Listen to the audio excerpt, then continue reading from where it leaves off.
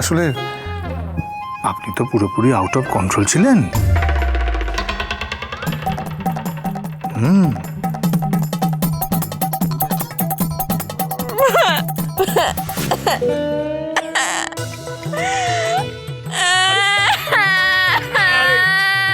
এইভাবে কাঁদছেন কেন? আমি বাড়ি যাবো। হ্যাঁ, এটাই তো বলছিলাম। হ্যাঁ, মানে চলুন চলুন, মানে আপনার বাড়িতে চলুন। আজকে অষ্টমঙ্গলার দিন, সবাই অপেক্ষা করছে, আপনার ভাই বোন সবাই অপেক্ষা করছে, মা অপেক্ষা করছে, যেতে হবে। দেখুন কটা বাজে, দেখুন দেরি হয়ে গেছে। আরে এভাবে কাঁদছেন কেন? আস্তে আস্তে। এই এই চুপ চুপ। দেখুন, কালকে আপনার জন্য আমি কিন্তু অনেক ঝাড় খেয়েছি। আজকে যদি সকালবেলা আমাকে কেউ এসে ঝাড়ে আর আপনার জন্য, তাহলে কিন্তু খুব খারাপ হয়ে যাবে বলে দিলাম। আবার বকছে। আরে এরকম করবেন না। আরে চুপ চুপ চুপ চুপ চুপ, শুনে ফেলবে।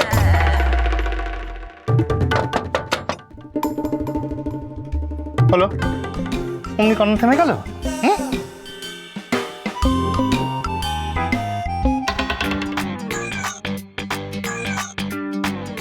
দেখ বাবা, এক্ষুনি ধাক্কা লাগতো। এত বড় একটা ঘর রয়েছে, এখানে হান্তদন্ত হয়ে পায়চারি করছে, গায়ে ধাক্কা দিচ্ছে। তুমিই বাকি, হ্যাঁ? মাঠ ছেড়ে তুমি এইখানে দৌড়াদৌড়ি করছো কেন?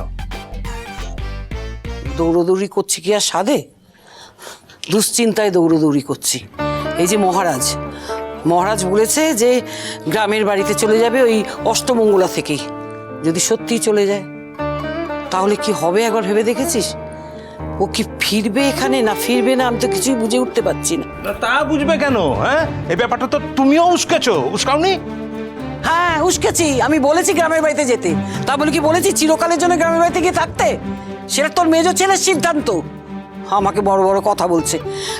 আর ও যদি সত্যি সত্যি ওখানে চলে গিয়ে আর না পেরে আমি কি করবো, আমার কিচ্ছু মাথায় আসছে না। আমি আর কিছু ভাবতে পারছি না। তোর ফিরবে না মানে চ্যাং দোলা করে ফিরিয়ে আনবো।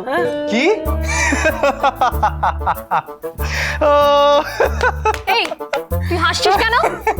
তেমন কিছু না, আমি জাস্ট ইমাজিন করলাম যে তুই মেজদাকে চ্যাংদোলা করছিস। না ফাজলামি করিস না, ব্যাপারটা কিন্তু খুব সিরিয়াস।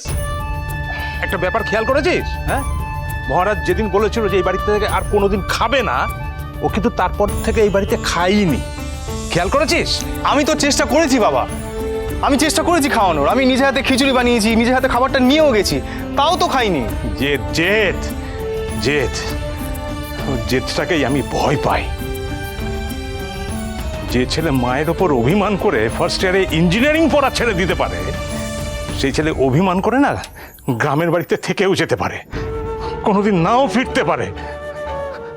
ও মা, কি করি বলো তো? এখন কি করি বলো তো বলে কোনো উপায় আছে? কি করি বলো তো?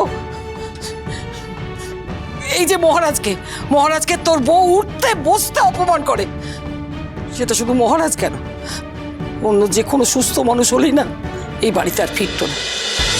উড়ান সোম থেকে রবি প্রতিদিন রাত ৮টায় স্টার জলসায় ও ডিজনি প্লাস হটস্টারে।